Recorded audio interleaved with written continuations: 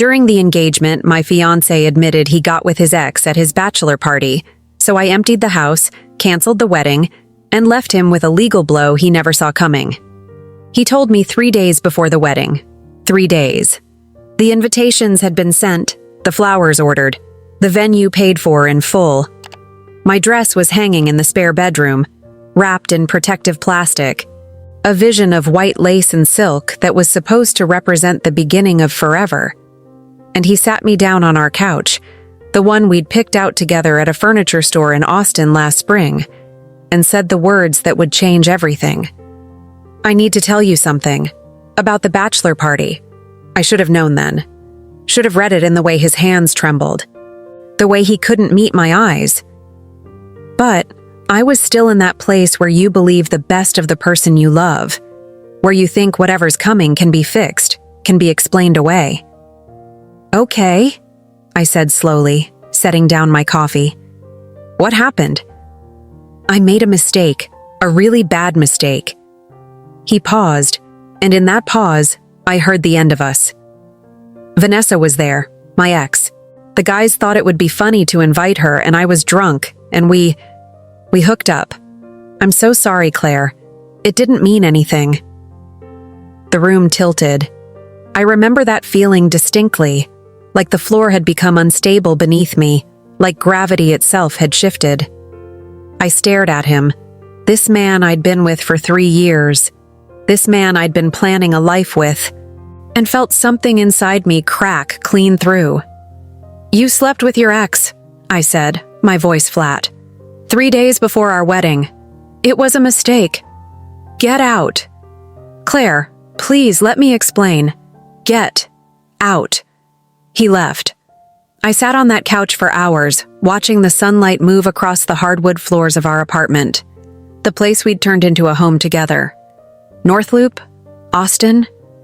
A trendy neighborhood with coffee shops and boutiques, the kind of place young professionals flock to.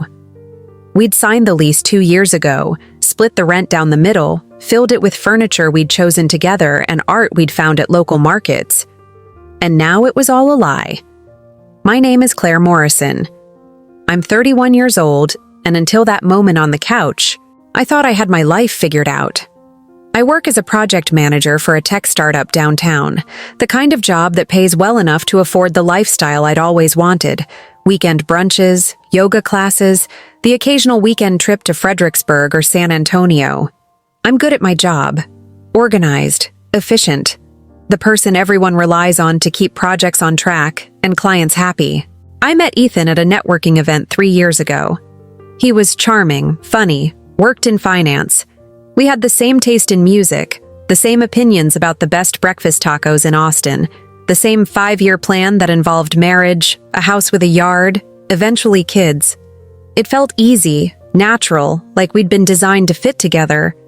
But sitting there on that couch, I realized I'd been seeing what I wanted to see, not what was really there. I didn't cry that first day. I think I was too shocked, too numb. Instead, I did what I always do when life gets overwhelming. I made a list, a mental inventory of everything that needed to happen, every problem that needed solving. Cancel the wedding. That was number 1. I started calling people that evening. The venue first. They were sympathetic but firm about the no refund policy. $15,000 gone. The caterer was more flexible, offered to refund half since we were canceling with some notice.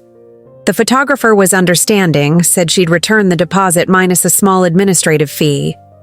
The florist, the DJ, the cake, call after call, each one a small humiliation, having to explain that the wedding was off, that there had been a change of plans. I didn't tell them why.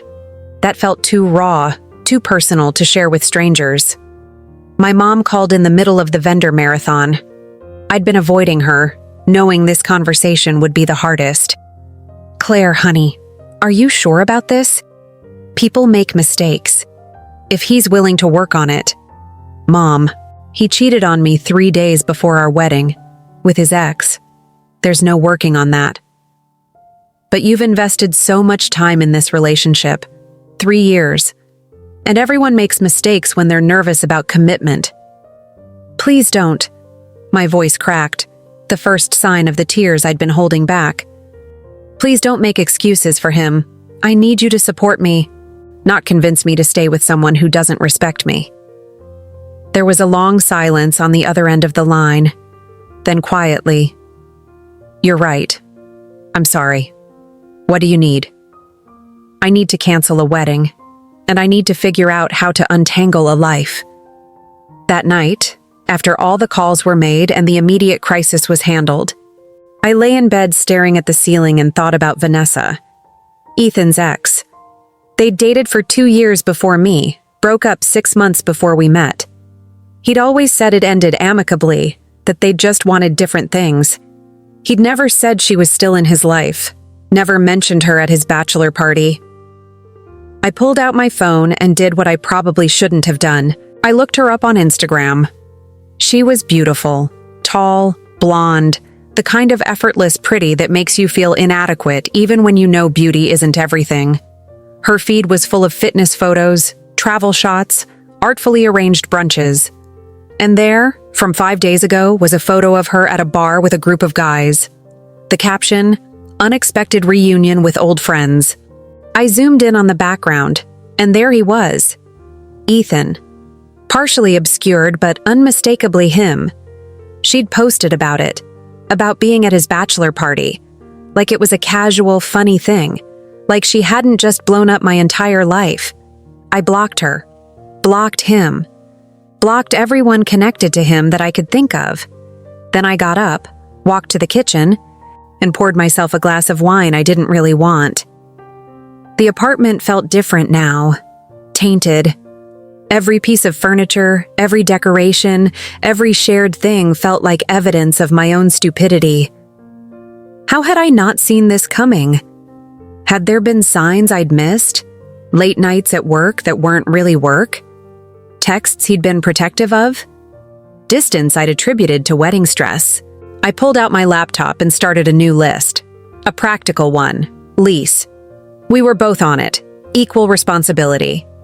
I'd need to talk to the landlord, figure out if I could take over solo, or if we'd need to break it entirely. Joint accounts. We'd opened one 6 months ago for wedding expenses. I'd need to empty it, close it, make sure he couldn't touch any of my money. Shared assets, the furniture, the kitchen supplies, the art on the walls. What was mine? What was his? What had we bought together? And then, the biggest question, where would I go? I couldn't stay here. Not in this apartment, not in this space that held so many memories of us. I'd need to find a new place, start over somewhere that didn't remind me of him every time I walked through the door. The next morning, I called in sick to work. I never called in sick, but I needed the day. Needed time to think, to plan, to begin the process of dismantling a shared life. Ethan texted me. Multiple times, long paragraphs about how sorry he was, how it didn't mean anything, how he wanted to fix this. I didn't respond. What was there to say? He'd made his choice. Now I was making mine. I called a lawyer, one of those family law attorneys who handle divorces and custody disputes, but also prenuptial dissolutions and complex cohabitation situations. Her name was Angela Martinez. And she had a calm, no-nonsense way of speaking that made me feel like maybe I wasn't crazy for being this angry, this decisive. "You said you have a joint account?" she asked, taking notes. "Yes, for the wedding expenses. About $20,000 in there." "Empty it, today. Transfer it to your personal account. You contributed to it. You have every right to that money, and you don't want him draining it while you're figuring out your next steps. Is that legal? It's your money. You're on the account. Unless there's a specific agreement about how funds would be divided, you're within your rights. And given what he did, I don't think you need to worry about being overly generous." I liked Angela immediately. She walked me through the rest of it. The lease, we'd need to negotiate, and since he was the one who'd caused the breakup, she suggested I offer to take over the apartment if the landlord would allow a lease modification, or insist he find somewhere else to go. The shared property. Document everything. Photograph everything. Keep receipts if I had them. The vendors. She'd review the contracts. See if there was any possibility of recovering more of the lost deposits, especially given the circumstances. Some vendors have morality clauses, she explained. If the cancellation is due to infidelity or other serious breaches of trust, they're sometimes more flexible about refunds. It's worth exploring. By the end of the call, I had a strategy, a plan, and most importantly, I had Angela in my corner, someone who understood that this wasn't just about a broken engagement. It was about protecting myself, legally and financially, from someone who'd proven he couldn't be trusted. I transferred the money that afternoon. All of it. $23,000 that we'd both contributed to over the past year, meant for flowers and food and music and memories. I felt a small thrill as I watched the balance in my personal account jump. A tiny act of reclamation that felt more powerful than it probably should have. Then I started packing. Not everything. Not yet. But I went through the apartment methodically, identifying what was mine, what I'd brought into the relationship, what I couldn't bear to leave behind. My books, my clothes, my grandmother's quilt, the painting I'd bought at an art fair before I'd even met Ethan. I packed them into boxes from the liquor store down the street, labeled them carefully, stacked them in the corner of the bedroom. Ethan came home around 6. I heard his key in the lock, heard him call my name cautiously. I was in the bedroom, surrounded by half-packed boxes, and I didn't answer. He appeared in the doorway. "Claire, can we please talk?" "There's nothing to talk about. I made a mistake, one mistake, and I told you about it. I could have hidden it, could have gone through with the wedding, and you never would have known. But I told you because I love you and I couldn't start a marriage with that secret." I stopped packing and looked at him. Really looked at him. "You don't get credit for confessing, Ethan. You don't get points for telling me you betrayed me 3 days before our wedding. That's not honesty, that's guilt, and it's too late." "So that's it? 3 years and you're just done. You were done first, when you decided to hook up with your ex. You made the choice that ended this. I'm just accepting it." His face hardened. "You took the money from the joint account." "My lawyer advised me to. It's my money too." "Your lawyer?" He laughed, but it was bitter, angry. "You already got a lawyer. We broke up 2 days ago. You cheated on me 3 days before our wedding." "Yes, I got a lawyer. I'm not going to be the idiot who gets screwed over twice." We stood there in the bedroom, boxes between us, the life we'd built together already dissolving. And I felt, for the first time since he'd told me about Vanessa, a sense of clarity. This was the right choice, the only choice. "I want you out of the apartment," I said quietly. "You can take your things. But I'm staying. I'll talk to the landlord about taking over the lease. This is my place too. And you gave up the right to it when you cheated. Figure it out, Ethan.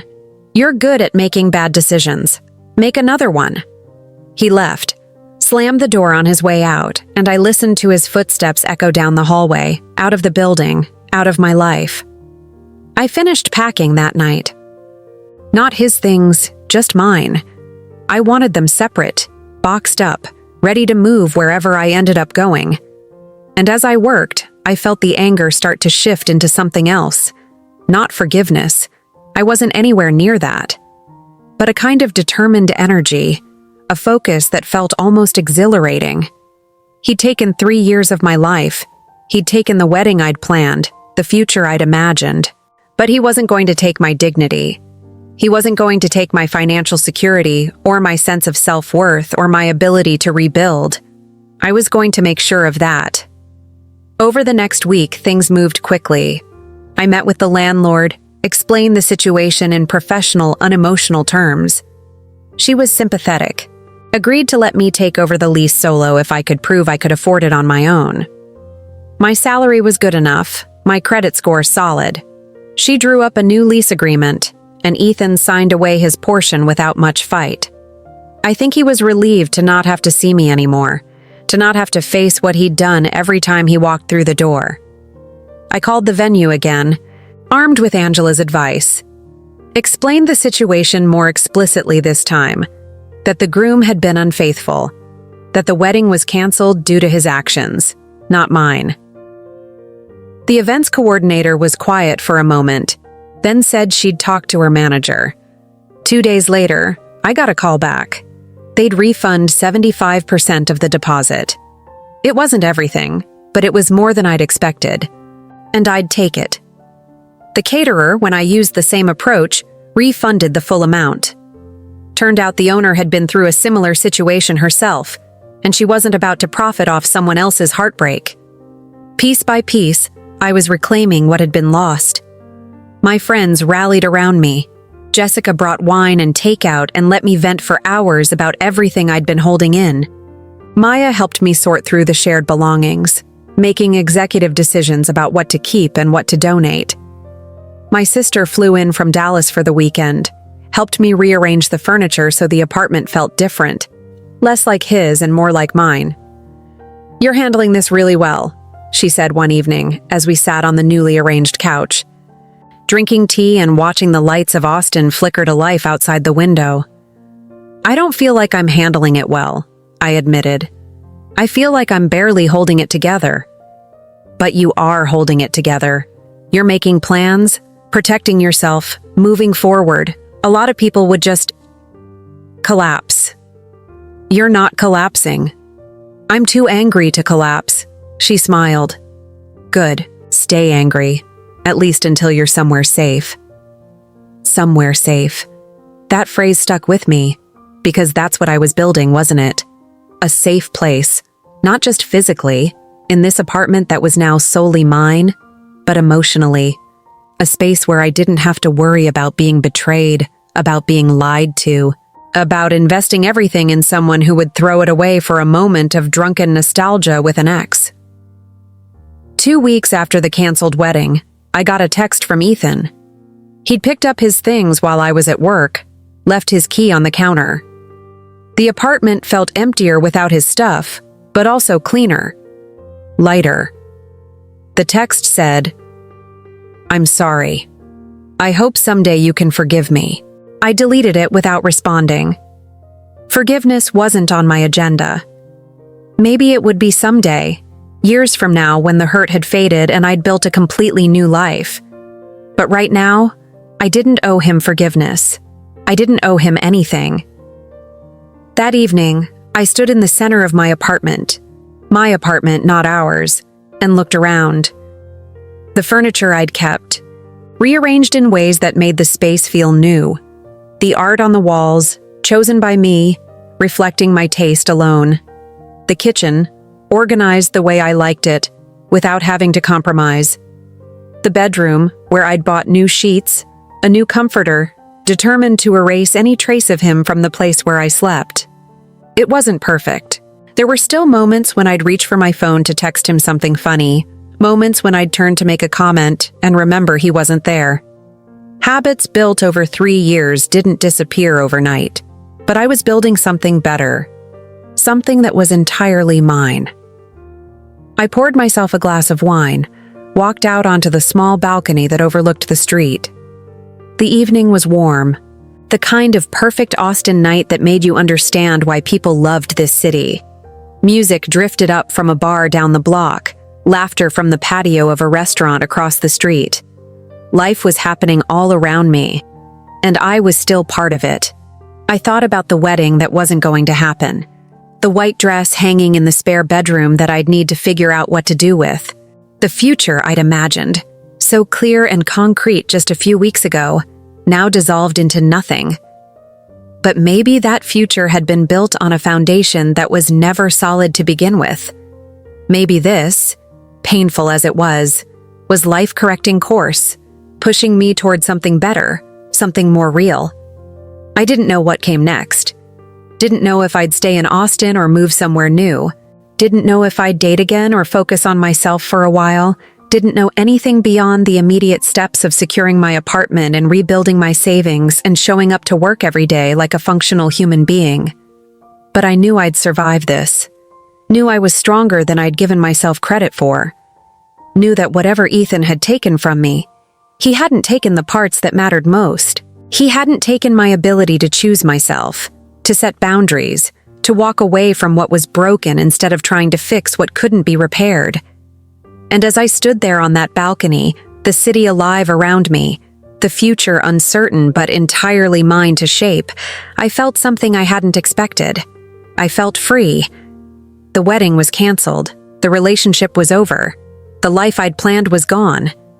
But I was still here, still standing, still moving forward. And that, I was learning, was everything. The first month after the canceled wedding was a blur of paperwork, logistics, and forced normalcy. I threw myself into work with an intensity that surprised even me, volunteering for projects I'd normally avoid, staying late at the office to avoid the quiet of my apartment. My boss, Melissa, noticed, but didn't comment beyond a casual, "You doing okay?" one afternoon when I was on my third coffee of the day. "Fine," I said, which was the lie everyone tells when they're barely holding it together. "Just want to stay busy." She nodded, understanding in her eyes. "Well, we appreciate it, but don't burn out, Claire. Take care of yourself." Taking care of myself felt like a full-time job I didn't have energy for. But I tried. Morning runs through Pease Park, even when my legs felt heavy and my mind was somewhere else. Therapy sessions with Dr. Rachel Kim, a counselor Jessica had recommended who specialized in relationship trauma. Dinners with friends who let me talk in circles about the same hurt over and over until I started to bore even myself with the repetition. "I just don't understand how he could do it," I said for probably the 20th time, sitting across from Maya at a taco place in East Austin. 3 days before the wedding, 3 days. "Because he's selfish," Maya said bluntly. The same answer she'd given every other time. "Because he thought he could have it both ways. The thrill of hooking up with his ex and the security of marrying you. And when the guilt got too heavy, he thought confessing would somehow make him the good guy." He actually said that he told me because he loved me and couldn't start a marriage with a secret. Maya rolled her eyes. Classic. Make himself the hero of his own story. Meanwhile, you're the one dealing with the actual consequences. The consequences were everywhere. The dress I'd finally donated to a charity that helped women who couldn't afford wedding gowns. The thank you notes I'd had to write to guests, explaining that the wedding was canceled and we'd appreciate no further gifts or questions. The mutual friends who'd started choosing sides, some of whom clearly thought I was being too harsh, that everyone deserved a second chance. I'd lost a few friendships in the process. People who'd sent concerned messages about not throwing away 3 years over one mistake, who'd suggested couples counseling, who'd made it clear they thought I should be more forgiving. I'd stopped responding to those messages, quietly unfollowed them on social media, let those relationships fade. If they couldn't understand why I'd left, they weren't people I needed in my life anyway. It was mid-September, 6 weeks after the canceled wedding, when things got complicated. I came home from work to find Ethan sitting on the steps outside my building.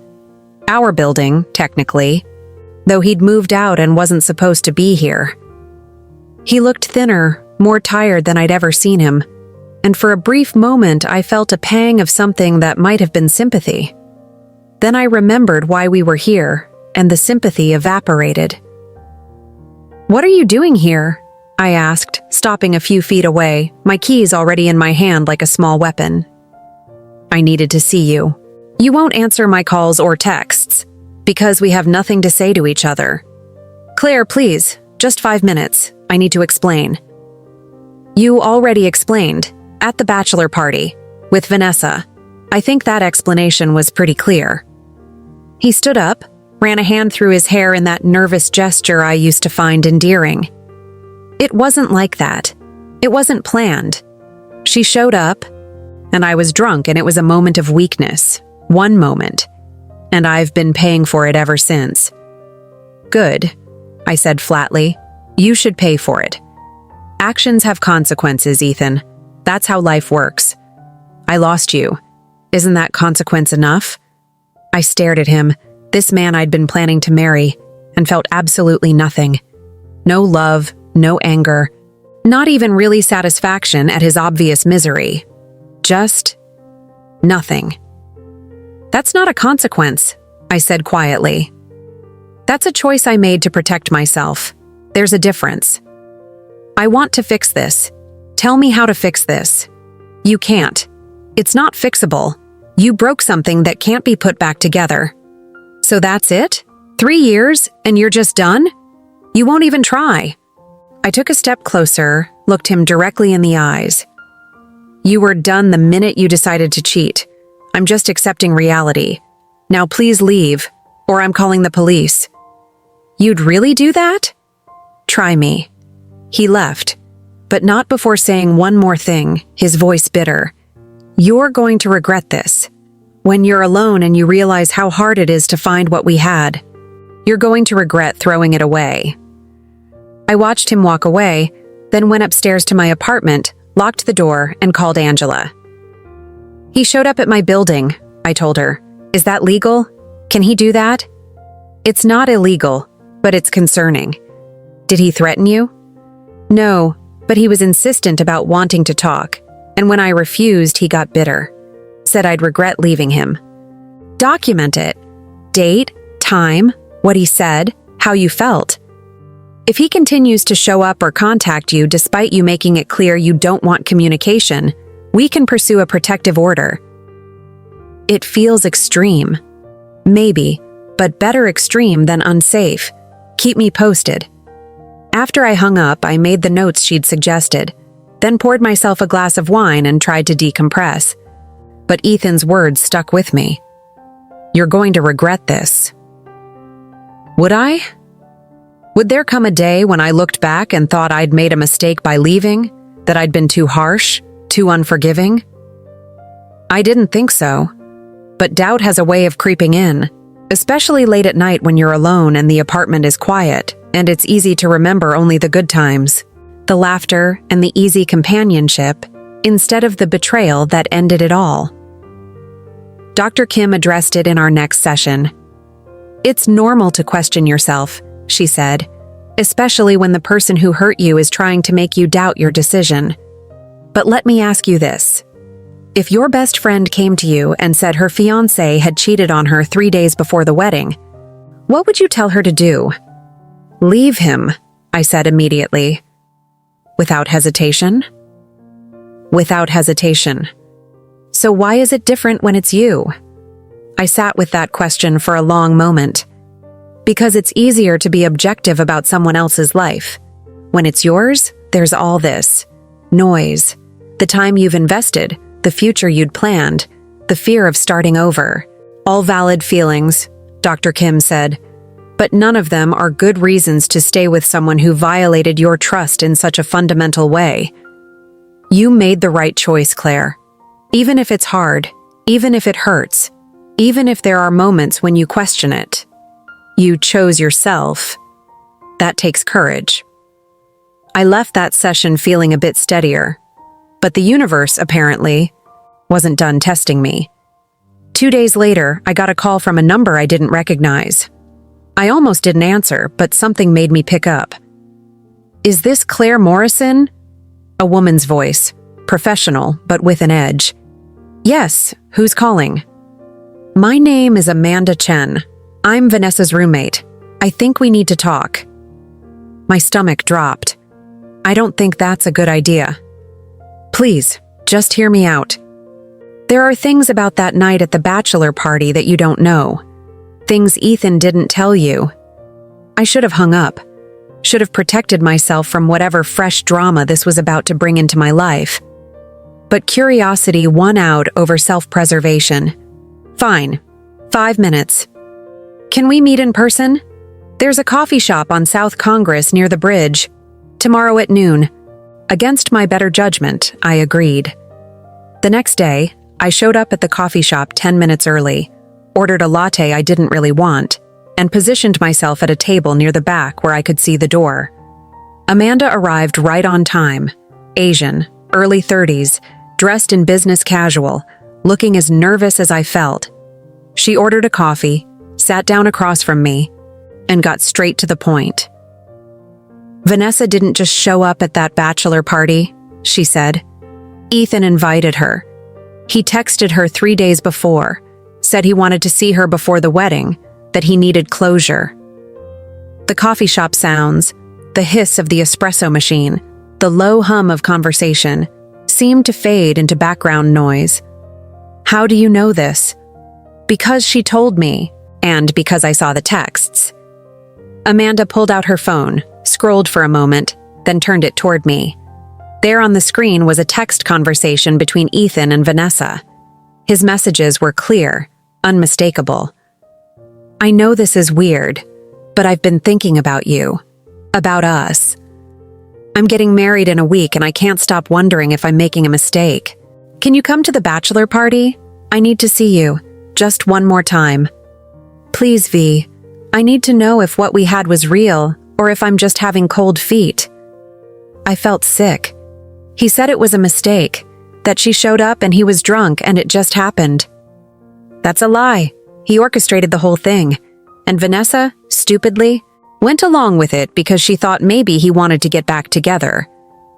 But after that night, he ghosted her. Blocked her number, wouldn't respond to her messages. She realized he'd used her to get whatever he was looking for, and then went right back to his plan to marry you. "Why are you telling me this?" Amanda's expression hardened. "Because Vanessa is a mess over this. She feels guilty, which she should, but she's also heartbroken because she thought there was a chance with him. And meanwhile, Ethan gets to walk around playing the victim, telling everyone he made one drunken mistake and you won't forgive him. That's not what happened.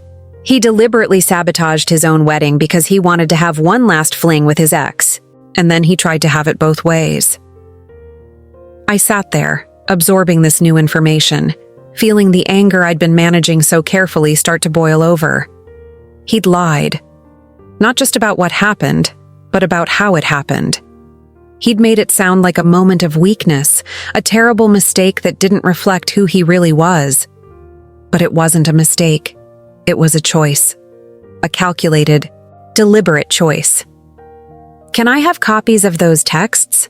I asked, my voice steady despite the fury building inside me. Amanda nodded. "That's why I brought them. I already sent screenshots to your email. Use them however you need to."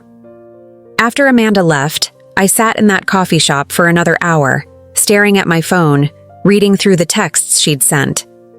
Each message was another confirmation of what I'd suspected, but hadn't wanted to believe. That Ethan was fundamentally dishonest, not just about his actions, but about his intentions. He'd invited his ex to his bachelor party, had told her he was having doubts about marrying me, had hooked up with her deliberately, then blamed it on alcohol and circumstance when the guilt became too much. And then he'd shown up at my building 6 weeks later, asking for another chance, trying to convince me I was being too harsh. I called Angela from the parking lot. "He lied," I told her, my voice shaking with anger. "About everything. He invited her to the bachelor party, told her he was having doubts. It wasn't a drunken mistake. It was premeditated. Do you have proof?" Text messages. From his phone to hers. His roommate sent them to me. "His ex's roommate, you mean?" "Yes, she thought I should know the truth." There was a pause on Angela's end. "Claire, I need you to be very careful here. This is good information to have for your own clarity, but we need to think strategically about how to use it. If Ethan finds out you have these texts, he might escalate. Might claim you're harassing his ex or spreading rumors." "I'm not spreading anything. I'm just protecting myself." "I know, but perception matters. My advice? Keep the texts, document everything, but don't confront him directly. If he contacts you again, if he shows up again, then we use this information to demonstrate a pattern of dishonesty and manipulation. But right now, let's not poke the bear." I hated that she was right. I wanted to forward those texts to everyone we knew, wanted to make sure the world understood who Ethan really was, But Angela was thinking long-term, strategically, and that's what I needed even if it wasn't what I wanted. Over the next few weeks, I followed her advice. I kept the text safe, backed up in multiple places. I didn't reach out to Ethan, didn't respond to the occasional message he still sent despite my silence. I focused on work, on my routine, on slowly rebuilding a life that felt stable. But the anger was still there, simmering beneath the surface, and I needed an outlet for it. I found it in October, when a colleague mentioned that her sister was starting a support group for women who'd been through traumatic breakups or canceled engagements. It met Tuesday evenings at a community center in South Austin, casual and judgment-free. "You should come," Jessica said. "I think it would be good for you to talk to other women who've been through something similar." I resisted at first. The idea of sitting in a circle with strangers, sharing my story, felt performative and uncomfortable.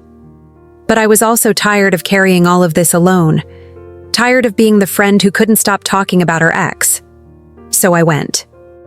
The group was small, 6 women, ranging in age from late 20s to early 50s. The facilitator, a therapist named Carmen, made it clear from the start that this wasn't formal therapy, just a space to share and support each other. When it was my turn to introduce myself, I kept it simple. "I'm Claire. My fiancé cheated on me 3 days before our wedding. I canceled everything and ended the relationship." The women nodded, some murmuring sympathetic sounds. One woman, Lisa, spoke up. "How long ago?" 3 months now." "And how are you doing?" I thought about it. Better than I was, but still angry, still processing. "That's normal," Carmen said. "Anger is part of grief, and you're grieving not just the relationship, but the future you'd planned, the person you thought he was. That takes time." Over the next few weeks, I kept going to the group, heard stories that were similar to mine, and stories that were much worse. Women who'd been married for years before discovering affairs. Women who'd left abusive situations. Women who'd lost everything. Homes, savings, children, in the process of getting out. My story, in comparison, felt almost easy. I'd lost a fiancé and a wedding, but I still had my job, my apartment, my independence. I hadn't been trapped or financially dependent. I'd been able to leave cleanly, quickly, with my dignity mostly intact. But the group helped me understand that pain isn't a competition. My hurt was valid, even if someone else's was worse. And more importantly, I started to see my decision to leave not as a failure but as a success. I'd recognized a bad situation and had gotten out before it became worse, before there were kids or a mortgage or decades of my life invested. It was in one of those group sessions in late October that I met Nicole. She was new to the group, 34, a nurse who'd just ended a 5-year relationship with someone who'd been emotionally manipulative. We grabbed coffee after the meeting, and something about her energy, calm, grounded, with a dark sense of humor about her situation, made me feel instantly comfortable. "I stayed way too long," she admitted as we sat at a bistro table outside a coffee shop. Everyone around me could see he was bad for me, but I kept thinking I could fix it, that if I just loved him enough or communicated better, things would improve. "So, what made you finally leave?" I looked at myself in the mirror one day and didn't recognize the person looking back. I'd become small, anxious, constantly walking on eggshells, and I realized that's not who I am. That's who he'd turned me into. And I didn't want to be that person anymore. I understood that feeling exactly. The person I'd been with Ethan, accommodating, flexible, always trying to smooth over conflicts, wasn't really me. She was a version I'd created to make the relationship work, to avoid making waves. Nicole and I became friends quickly. She was going through her own process of rebuilding, had moved into a new apartment, was exploring hobbies she'd given up during her relationship. We started meeting for coffee regularly, sometimes at the group, sometimes just the two of us. "You seem like you're doing well," she said one afternoon in early November as we walked through Zilker Park. the fall air crisp and perfect. I'm getting there. Some days are better than others. Have you thought about dating again? I laughed. God, no. I'm nowhere near ready for that.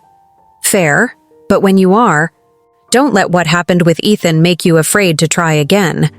Not everyone is like him. Logically, I know that. But emotionally, I'm not sure I trust my own judgment anymore. I thought I knew him, thought we were solid, and I was completely wrong. Or maybe you weren't wrong about who he was at the beginning. Maybe he changed. People do that sometimes, especially when they're scared or feeling trapped. It doesn't mean you missed red flags. It means he made choices that hurt you. I wanted to believe that. Wanted to believe I hadn't been naive or blind, but the doubt lingered. It was mid-November when I finally had to face Ethan again, this time at a mutual friend's wedding. I'd considered skipping it, but the bride, Rachel, was one of my closest friends from college, and I wasn't going to let Ethan take that from me, too. I wore a deep green dress, did my hair and makeup carefully, wanted to look confident and unbothered, even if I didn't entirely feel it. Marcus, one of our mutual friends, offered to be my unofficial date for the evening, a friendly buffer against any awkward encounters. If he tries to talk to you, I'll run interference, Marcus promised as we walked into the venue, a renovated warehouse in East Austin decorated with string lights and wildflowers. Thanks. I appreciate it. I saw Ethan almost immediately. He was standing near the bar with a group of his friends, and he looked good. Suit perfectly tailored, hairstyled, smiling at something someone had said. For a brief moment, I felt a pang of something. Not longing, exactly. More like a ghost of the life I'd almost had. Then he saw me. Our eyes met across the room, and I watched his expression shift from surprise to something more complicated. He said something to his friends and started walking toward me. "Here we go," Marcus muttered, positioning himself slightly in front of me. But before Ethan could reach us, Rachel appeared, radiant in her wedding dress, and pulled me into a hug. "You made it. I'm so glad you're here." "Wouldn't miss it," I said, hugging her back. She glanced over my shoulder, saw Ethan approaching, and her expression hardened slightly. "Do you want me to handle him?"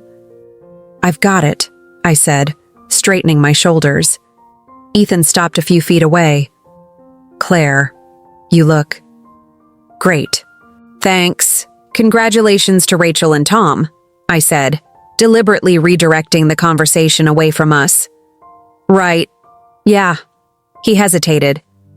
"Can we talk? Just for a minute?" "I don't think that's a good idea." "Please, I just want to apologize. Properly. For everything." Rachel cleared her throat. "Ethan, this is my wedding. Maybe not the time or place." He looked frustrated but nodded. "You're right. Sorry." He turned back to me. "Can I call you sometime? When it's not the middle of a wedding?" "No," I said firmly. "We don't have anything left to say to each other. I've moved on and you should too." I walked away before he could respond, Rachel and Marcus flanking me like bodyguards. My heart was racing, adrenaline pumping, but I'd done it. I'd faced him, set a boundary, and walked away with my head held high.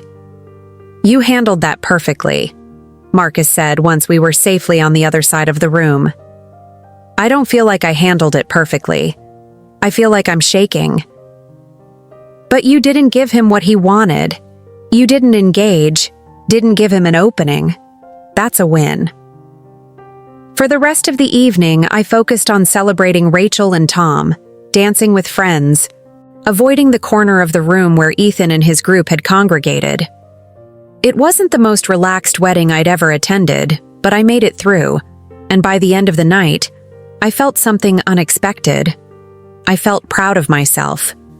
3 months ago, I would have crumbled at seeing Ethan, would have spent the whole night anxious and upset, maybe would have even left early. But tonight, I'd stood my ground. I'd protected my peace. I'd shown myself that I was stronger than I'd given myself credit for. As Marcus drove me home, the Austin skyline glittering in the distance, I thought about what Nicole had said about trusting my own judgment. Maybe she was right.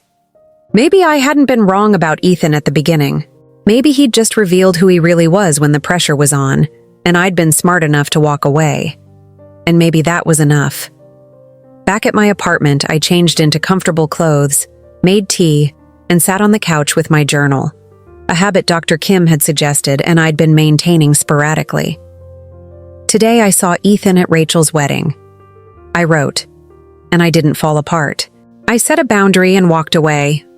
It wasn't easy, but it was necessary, and I'm proud of myself for doing it. I'm learning that healing isn't linear.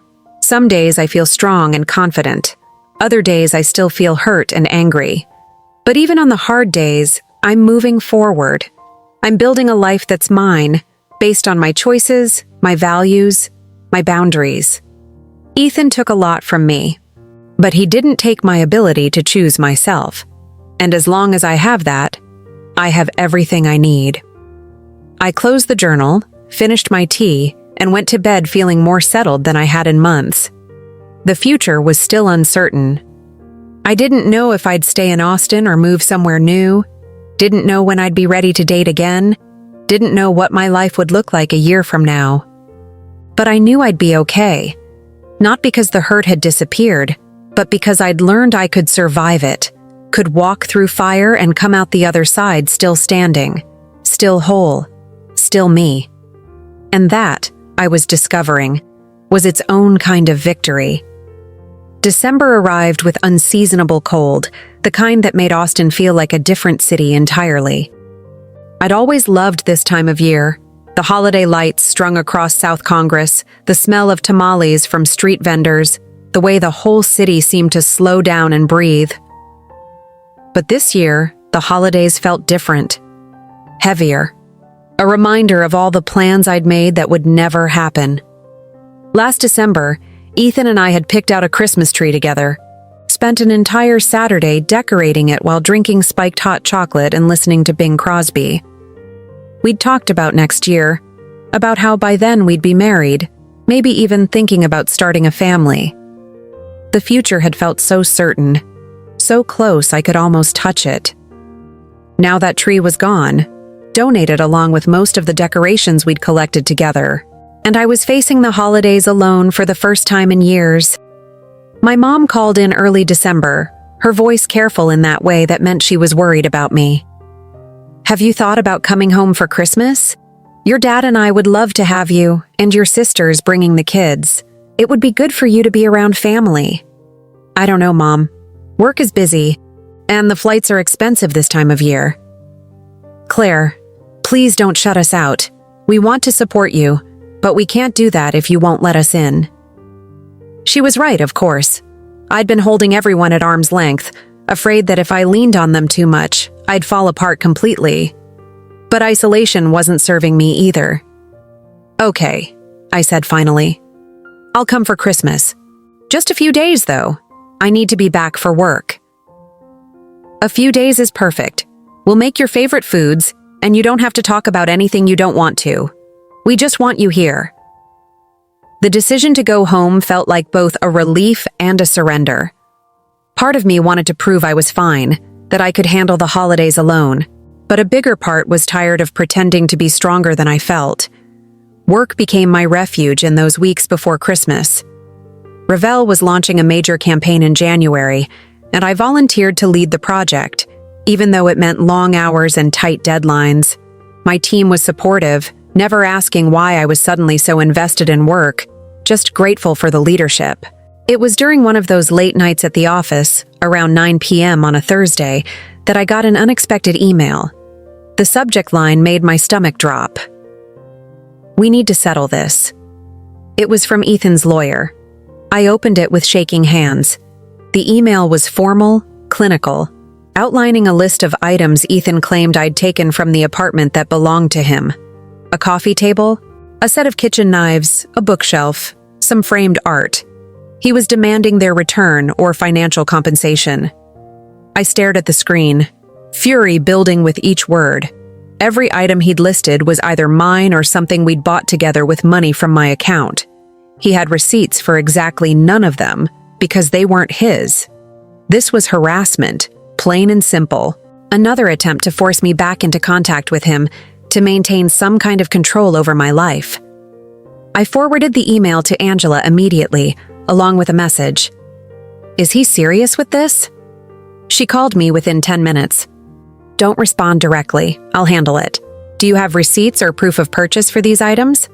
Most of them, yes. The coffee table I bought before we even met. The knives were a gift from my sister. The bookshelf I can probably find the receipt for. Good. Compile everything and send it to me. I'll respond to his lawyer and make it very clear that he has no claim to any of this property, and that continued frivolous legal threats will be met with a harassment claim. This is never going to end, is it? I said quietly. He's never going to just leave me alone. Some people can't. They can't accept that they've lost access to someone, so they keep finding ways to force contact. But Claire, you're doing everything right. You're not engaging directly. You're using legal channels. You're protecting yourself. Eventually, he'll realize he's not getting what he wants, and he'll move on. And if he doesn't, then we escalate. But let's not borrow trouble, one step at a time. I spent that weekend gathering receipts, old emails, bank statements, anything that proved the disputed items were mine. It was tedious and infuriating, having to document and justify ownership of things that were clearly mine just because my ex-fiancé was throwing a tantrum. But I did it methodically, organized everything into a clear folder, and sent it to Angela by Monday morning. Her response to Ethan's lawyer was swift and brutal. She laid out the evidence, noted that none of his claims had merit, and added a paragraph about how continued baseless legal threats could be construed as harassment under Texas law. She CC'd me on the email, and I felt a small thrill of satisfaction reading her precise, devastating takedown of his position. Ethan's lawyer never responded. The issue disappeared as quickly as it had appeared, just another attempt at control that had failed. But it left me rattled. Even 4 months after the canceled wedding, he was still trying to pull me back into his orbit, still trying to make me pay attention to him. And I was tired. So deeply tired of having to defend myself, to prove my right to move on, to exist peacefully without his interference. Dr. Kim helped me process it in our next session. What he's doing is about him, not about you, she said. He's struggling with the consequences of his actions. And instead of doing the internal work to accept and grow from them, he's externalizing, blaming you, trying to hurt you, attempting to maintain some kind of connection even if it's negative. I just want him to disappear. I know, but you can't control his behavior. You can only control your response to it. And your response has been exemplary. You've set firm boundaries, used legal protection when necessary, refused to engage directly. That's all you can do. It doesn't feel like enough. Because you want him to stop, and that's a reasonable thing to want. But sometimes people don't give us closure. Sometimes we have to create our own.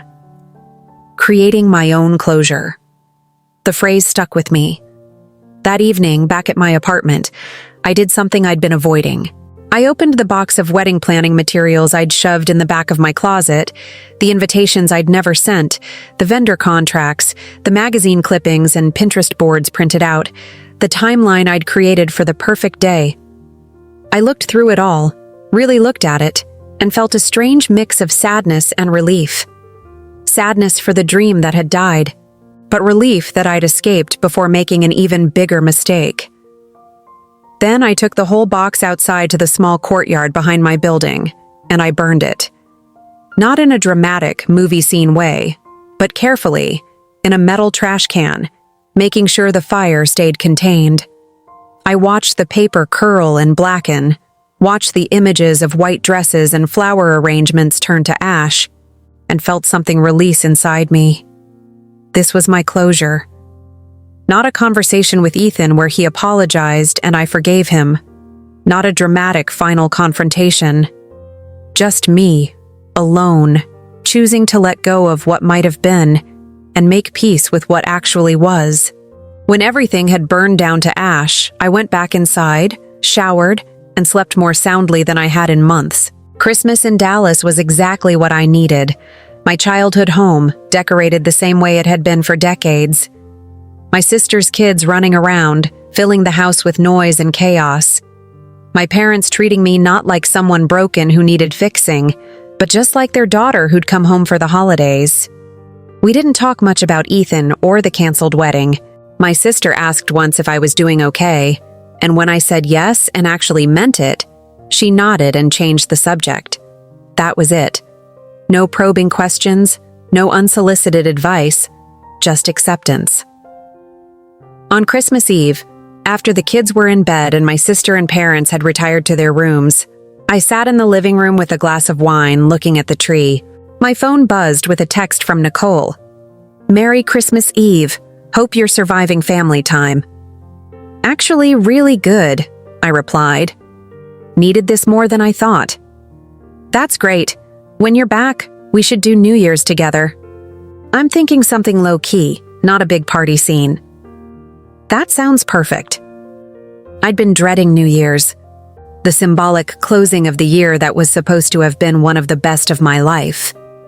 But the idea of spending it with Nicole, someone who understood what it was like to rebuild after everything fell apart, felt right. Back in Austin after Christmas, I felt different, lighter somehow, like I'd left something heavy in Dallas and hadn't picked it back up. Work resumed with its usual intensity, but I found myself engaging with it differently. Not as an escape, but as something I genuinely enjoyed and was good at. The January campaign launched successfully, and Melissa pulled me aside to tell me she was recommending me for a promotion to senior project manager. "You've really stepped up these past few months," she said. "Whatever you've been going through personally, it hasn't affected your work. If anything, you've gotten sharper, more focused." "Thank you," I said, meaning it. This job has been important to me. Gave me something solid when everything else felt uncertain. Well, it shows. Keep it up. The promotion came through in mid-January with a significant raise. Enough that I could afford to upgrade my apartment or start saving for a down payment on a small house. The possibilities felt exciting in a way they hadn't in months. New Year's Eve with Nicole was low-key and perfect. We made dinner at her place, drank champagne, watched the Austin fireworks from her balcony. At midnight, we toasted to new beginnings and second chances. To surviving the worst and coming out stronger, Nicole said, raising her glass. To closure we create ourselves, I added. We clinked glasses, and I felt something shift. A sense that I'd turned a corner, that the worst was truly behind me.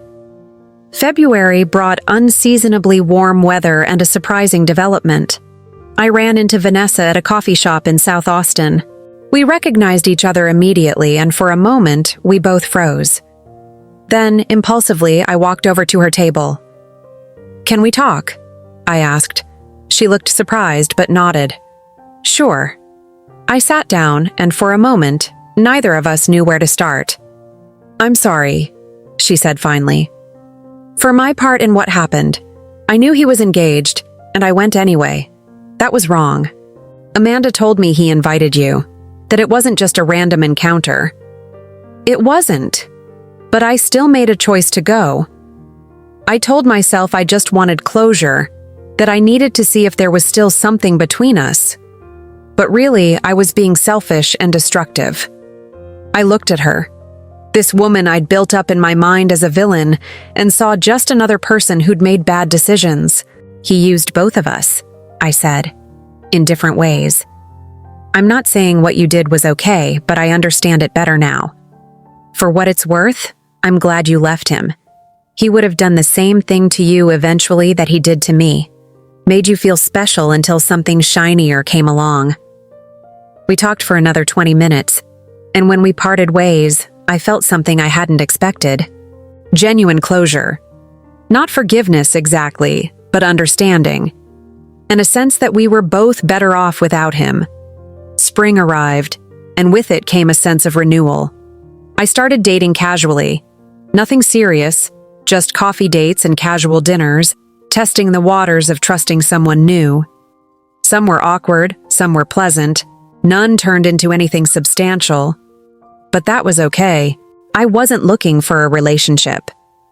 I was looking for proof that I could open myself up again, that Ethan hadn't broken that part of me permanently. By April, I realized I hadn't thought about Ethan in weeks, hadn't checked his social media, hadn't wondered what he was doing or who he was with. He'd become background noise, a chapter that was closed. One evening in late April, almost a year after the canceled wedding, I sat on my balcony with a glass of wine and thought about how far I'd come. From the woman who'd been devastated by betrayal to someone who'd rebuilt her entire life on her own terms. I'd survived. More than that, I'd grown. And as I watched the Austin sunset paint the sky in shades of orange and pink, I felt something I hadn't felt in a long time. I felt whole. The story of Ethan and the canceled wedding was over. But my story, the one about resilience, self-respect, and choosing my own happiness, was just beginning. May arrived with the kind of heat that reminded you summer in Austin wasn't a joke. The city transformed. Patios filled with people seeking shade. Barton Springs became a weekend pilgrimage, and everyone moved a little slower, a little more deliberately. I'd been in my apartment for over a year now, and it finally felt completely mine. The last traces of Ethan, a coffee mug I'd missed in the back of a cabinet, a book he'd left behind, had been cleared out months ago. I'd repainted the bedroom a soft sage green, bought new art from local galleries, filled the space with plants that somehow managed to survive despite my inconsistent watering schedule. The promotion had changed things at work too. I had more responsibility, a bigger team, projects that felt meaningful. I was traveling more. Quick trips to Los Angeles and New York to meet with clients, weekends in Houston for conferences. The work challenged me in ways I'd needed, pushed me to grow beyond the version of myself who'd once defined her worth by whether someone chose to marry her. It was during one of those work trips, at a conference in Denver in mid-May, that I met James. He was a consultant for one of our partner companies, smart and easy to talk to, with the kind of self-deprecating humor that made conversation feel effortless. We ended up at the same networking dinner, seated next to each other by chance, and spent 3 hours talking about everything from work to travel to the best tacos in our respective cities. "Austin tacos are overrated," he said with a grin, clearly trying to provoke me. "That's fighting words," I shot back. "Denver doesn't even have breakfast tacos. We have green chili. That's better than any taco." Objectively wrong, but I appreciate your commitment to being incorrect. He laughed, and something about the ease of it, the lightness, the lack of heaviness or history, felt refreshing. When the dinner ended, he asked if I wanted to grab a drink at the hotel bar. I hesitated for only a moment before saying yes. We talked until midnight, the conversation ranging from serious to silly and back again. He told me about his divorce 2 years ago, how it had been amicable but still difficult, how he'd spent the time since focusing on his career and figuring out who he was outside of being someone's husband. I told him about Ethan, about the canceled wedding, though I kept it brief. It felt strange to talk about it, not because it was too painful, but because it felt like ancient history. A story that belonged to a different version of me. "You seem like you've handled it well," James said. "Not everyone could bounce back from something like that." I'm not sure bounce back is the right phrase. More like rebuilt from scratch. But yeah, I'm in a good place now.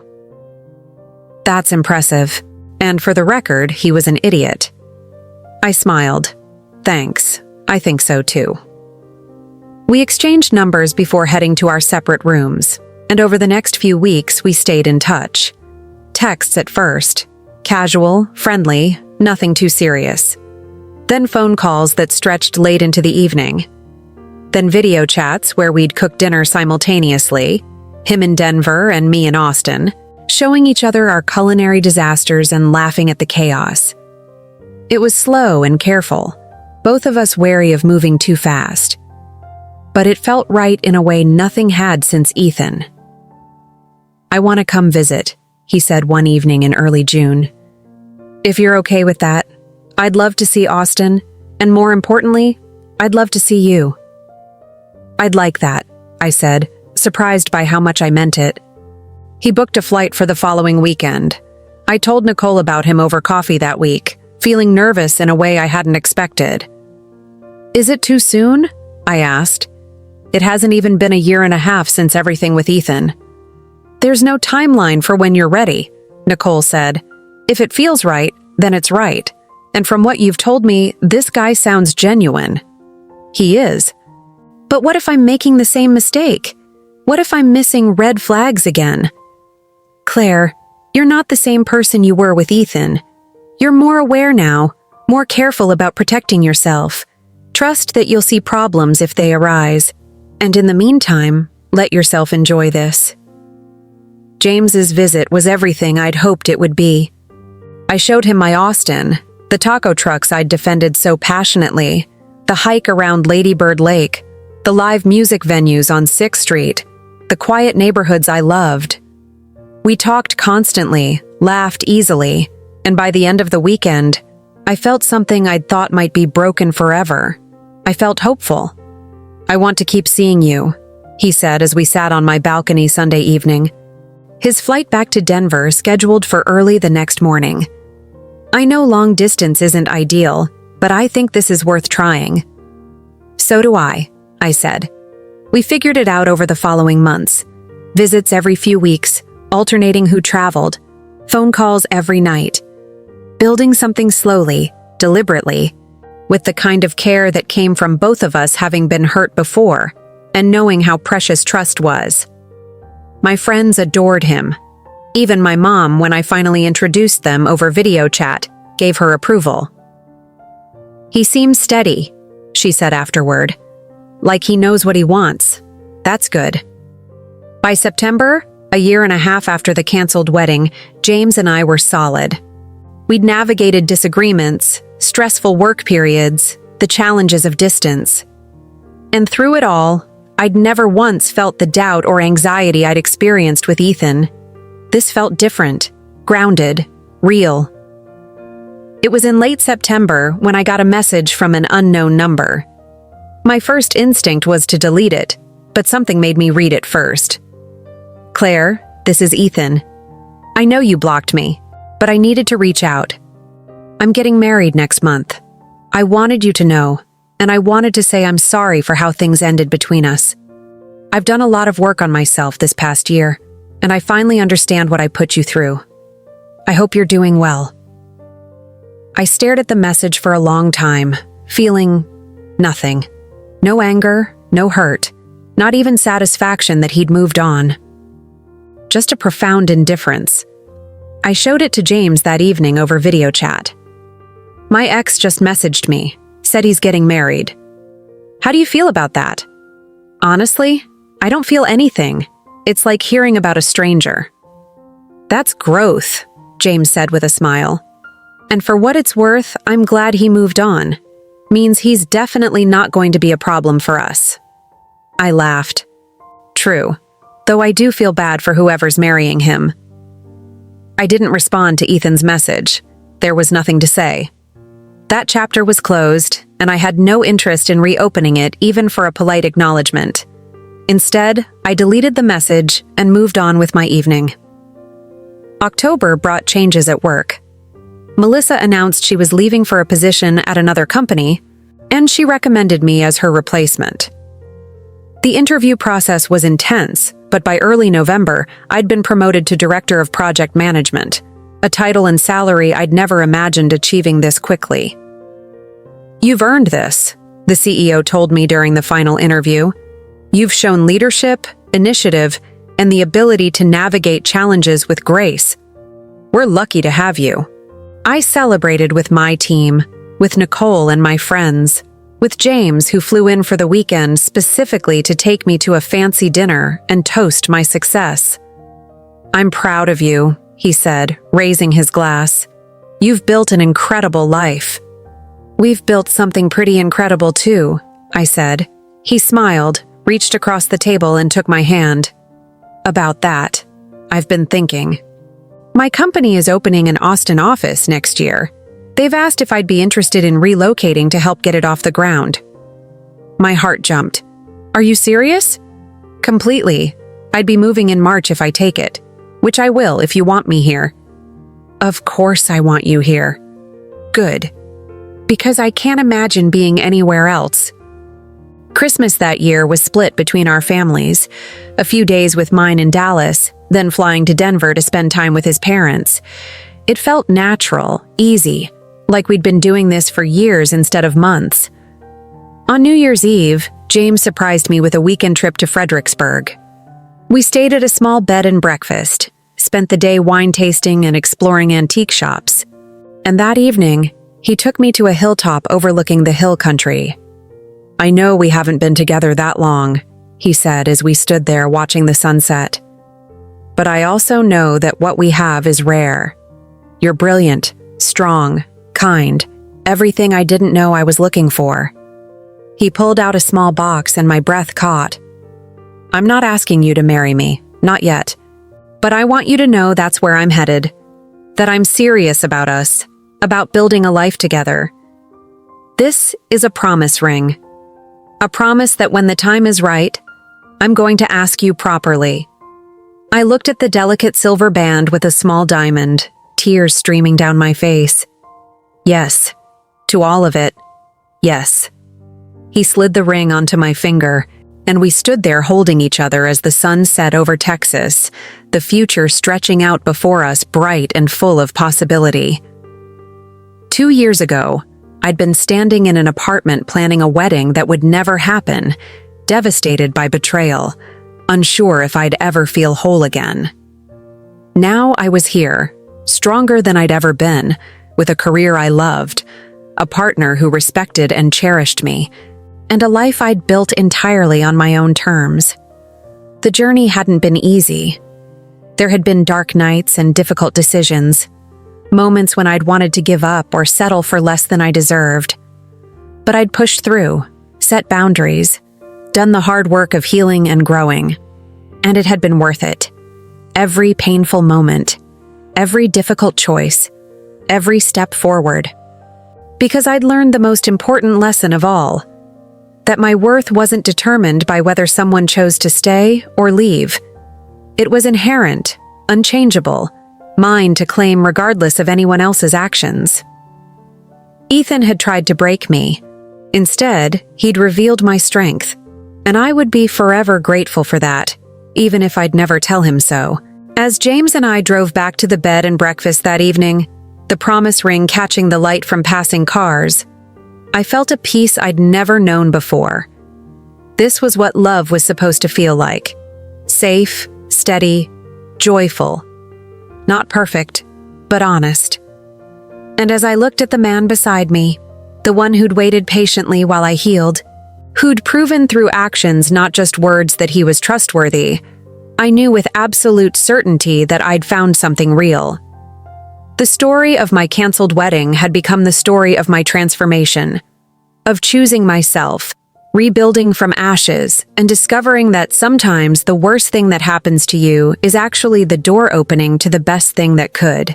I was no longer the woman who'd been called too plain, too boring, not enough. I was Claire Morrison, Director of Project Management, survivor, warrior. Woman who'd walked through fire and emerged not just intact, but radiant. And my story was far from over. It was just beginning. Thank you for following Claire's journey. Sometimes the greatest love story is the one you write with yourself, learning to set boundaries, honor your worth, and build a life that reflects your truth. If this story resonated with you, remember, you deserve someone who chooses you every single day, not someone who makes you question your value. Your happiness matters. Your peace matters. You matter.